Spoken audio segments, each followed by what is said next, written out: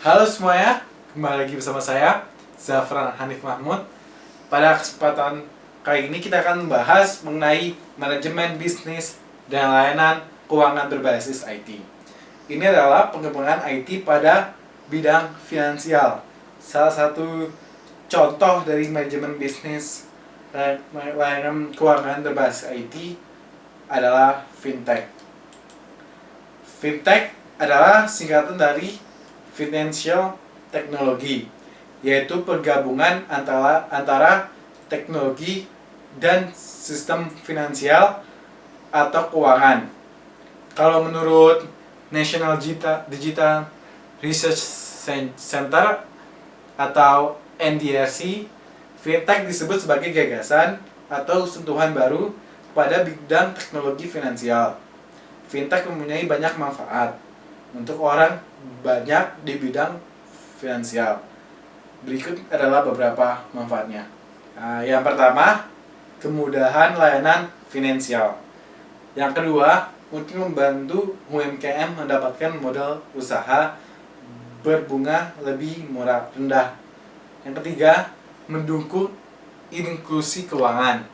Yang keempat, fintech dapat mengurangi jumlah pinjaman yang berbunga tinggi. Berdasarkan manfaat yang tadi disebutkan, wajar saja bahwa fintech sudah mulai populer di kalangan masyarakat dan penggunaannya menjadi kebutuhan untuk mengubah kehidupan kita untuk menjadi lebih modern dan lebih mudah. Setelah kita mengetahui manfaat dari fintech, sekarang kita juga harus mengetahui produk dan layanan fintech yang ada bermacam-macam. Bank Indonesia mengklarifikasi fintech menjadi 4 jenis. Berikut adalah 4 jenis yang perlu Anda ketahui. Yang pertama, peer-to-peer lending and crowdfunding. Klasifikasi pertama adalah P2P lending dan crowdfunding, yang bisa dikatakan sebagai marketplace finansial. Platform satu ini mempertemukan pihak yang membutuhkan dana dengan pihak yang bersedia memberikan dana untuk investasi. Proses cenderung lebih praktis jika dibandingkan dengan bank konvensional karena bisa dilakukan dalam satu online platform. Contoh penyediaan layanan P2P lending adalah Modalku, sedangkan untuk contoh crowdfunding adalah Kitabisa. Contoh jenis yang kedua adalah payment, clearing, dan settlement. Bagi yang sering menggunakan payment, gateway, and e-wallet, dua produk tersebut termasuk dalam kategori payment. Clearing statement ini baiknya yang diselenggarakan oleh Bank Indonesia. Contohnya sistem clearing nasional BI yang disingkat SKNBI, ataupun pihak startup finansial lain seperti Sendit, Kartuku, dan Doku.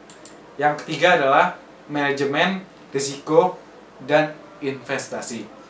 Melalui jenis fintech kategori ini, kamu bisa memantau kondisi keuangan sekaligus melakukan perencanaan keuangan secara lebih mudah dan praktis. Umumnya fintech manajemen risiko dan investasi hadir dalam bentuk aplikasi yang bisa kamu akses dari smartphone. Kamu hanya perlu mengisi data-data yang dibutuhkan untuk bisa mengontrol keuangan sesuai kebutuhan. Yang keempat, market agregator. Fintech untuk kategori market agregator mengacu pada portal yang mengumpulkan beragam informasi terkait keuangan untuk disajikan pada penggunanya atau target audience. Informasi ini bermacam-macam, bisa tentang tips keuangan, investasi, hingga kartu kredit. Dengan adanya market agregator, diharapkan kamu bisa mendapatkan informasi yang tepat sebelum mengambil keputusan terkait keuangan. Sekian informasi yang saya kasih mengenai manajemen bisnis layanan keuangan berbasis IT. Semoga informasi yang saya berikan bisa bermanfaat. Sekian dari saya. Assalamualaikum warahmatullahi wabarakatuh.